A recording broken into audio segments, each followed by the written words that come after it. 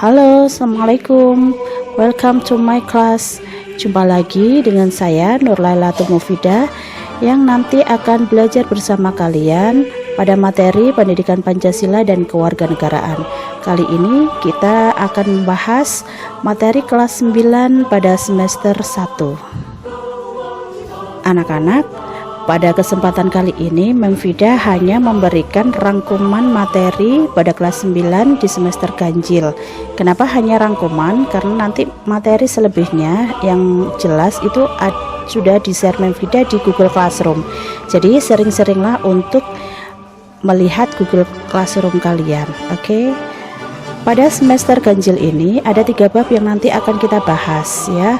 Meskipun nantinya ada bab tertentu yang dihilangkan karena memang pada masa pandemi ini semua dikurangi untuk materinya karena memang waktunya tidak cukup. Pada semester ganjil ini ada 3 bab ya. Bab pertama, dinamika perwujudan Pancasila sebagai dasar negara dan pandangan hidup bangsa.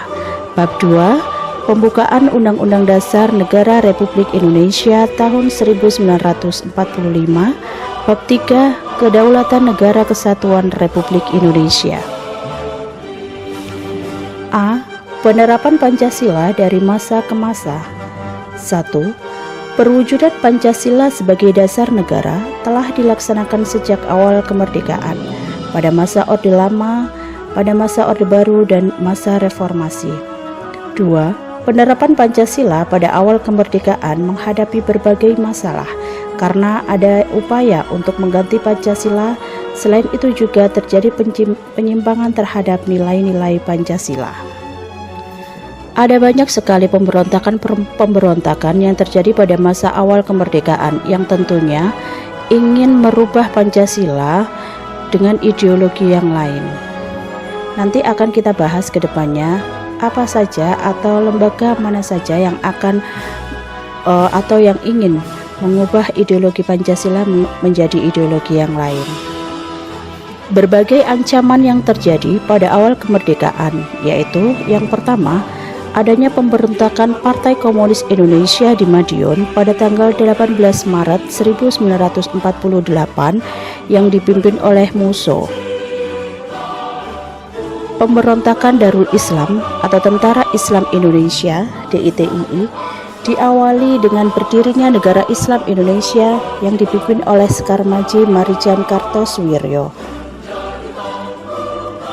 Negara Islam Indonesia atau NII berdiri pada tanggal 7 Agustus 1949 yang tujuannya mengganti Pancasila dengan syariat Islam.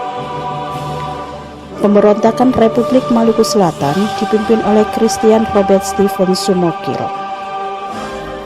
Dari beberapa pemberontakan tersebut yang ingin mengubah ideologi Pancasila menjadi ideologi yang diyakini oleh segelintir golongan, maka kiranya perlu kita memahami betul bagaimana peran Pancasila terhadap bangsa dan negara.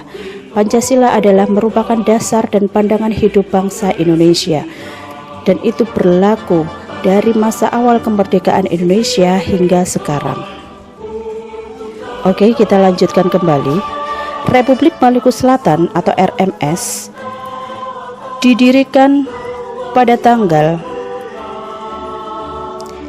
25 April 1950. Pemerintah Revolusioner Indonesia atau PRRI atau Perjuangan Rakyat Semesta atau Permesta dipimpin oleh Syafruddin Prawira Negara dan V.C. Sumual. Angkatan Perang Ratu Adil atau APRA dipimpin oleh Kapten Raymond Westerling pada tanggal 15 Januari 1949. Inilah yang terjadi pada awal kemerdekaan Indonesia. Banyak sekali rintangan, banyak sekali halangan. Bagaimana golongan-golongan ini menginginkan perubahan ideologi. Penerapan Pancasila pada masa Orde Lama pada tahun 1959 sampai dengan 1966 terdapat beberapa penyimpangan terhadap Pancasila dan Undang-Undang Dasar Negara Republik Indonesia tahun 1949. Di antaranya 1. Presiden Soekarno ditetapkan sebagai presiden seumur hidup dengan ketetapan MPR nomor 20 tahun 1963. Presiden membubarkan DPR hasil pemilu pertama pada tahun 1955. Presiden membentuk MPR beranggotakan DPR GR, utusan daerah dan golongan. Kita lanjutkan kembali. Pada masa Orde Baru, Pancasila dan Undang-Undang Dasar Negara Republik Indonesia tahun 1945 dilaksanakan secara murni dan konsekuen. Hal ini berakibat terhadap perubahan sistem dari demokrasi terpimpin menjadi demokrasi Pancasila. Tentunya kalian ingat bahwa pada masa Orde Baru, Presiden Indonesia adalah Bapak Soeharto.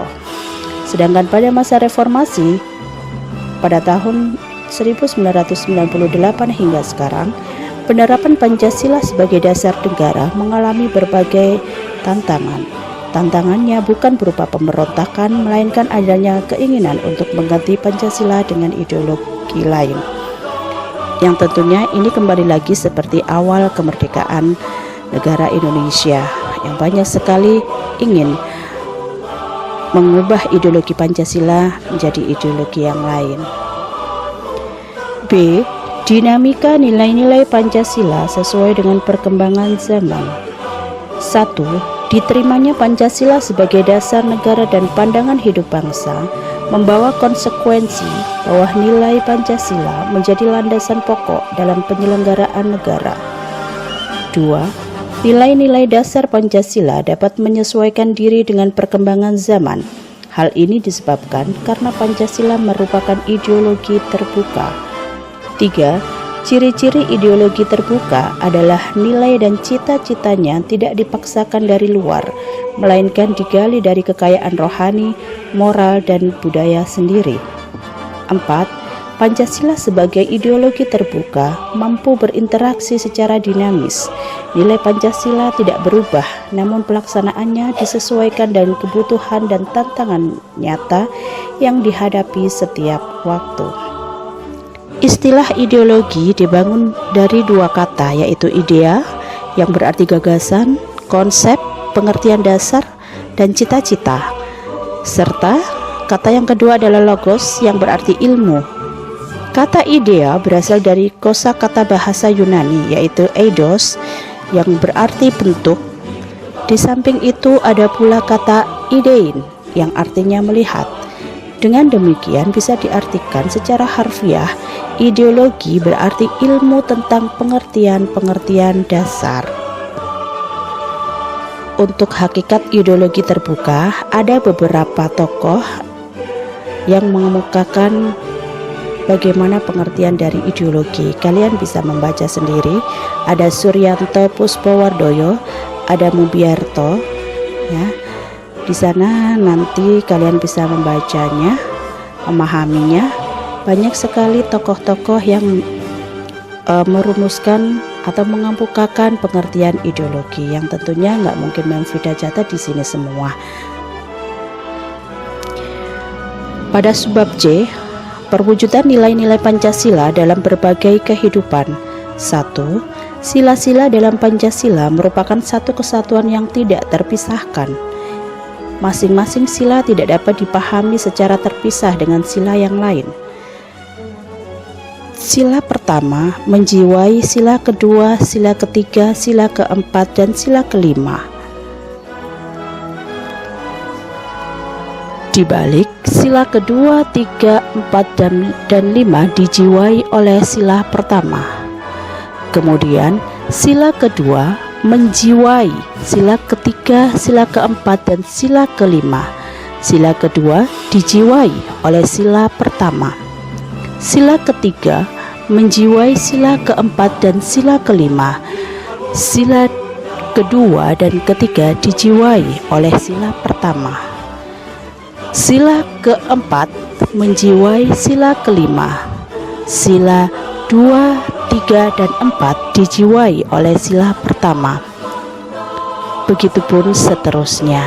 Jadi, sila-sila dalam Pancasila merupakan satu kesatuan yang utuh dan tidak dapat dipisahkan satu dengan yang lain. Kalian bisa mempelajari materi-materi yang sudah Memfida share di Google Classroom, dan juga ketika kita bertatap muka melalui Zoom, dan juga kalian bisa mempelajari melalui sumber yang lain yaitu buku paket atau belajar dari YouTube. Mencari saja materi-materi yang sama, kalian bisa mempelajari dari media sosial tersebut ya. Jadi kalian bisa memanfaatkan media sosial untuk pembelajaran, bukan yang lain. Untuk sementara hanya kita bisa membahas materi ini dulu, nanti kita bisa melanjutkan kembali.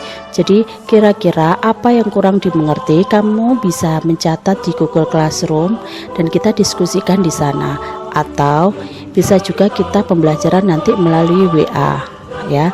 Kalau kita melalui Zoom itu adalah ketika kita menginginkan tatap muka ya, yang sudah dijadwalkan oleh kurikulum, sehingga kita hanya mempunyai waktu 45 menit.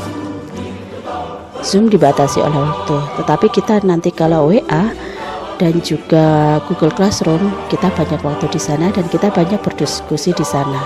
So thank you for your attention. Kami minta maaf apabila semuanya tidak bisa mengikuti pembelajaran PPKN dikarenakan kuota, maka nanti akan dikirimkan rekaman materi melalui Zoom. Oke. Terima kasih anak-anak, sampai jumpa lagi. Assalamualaikum warahmatullahi wabarakatuh.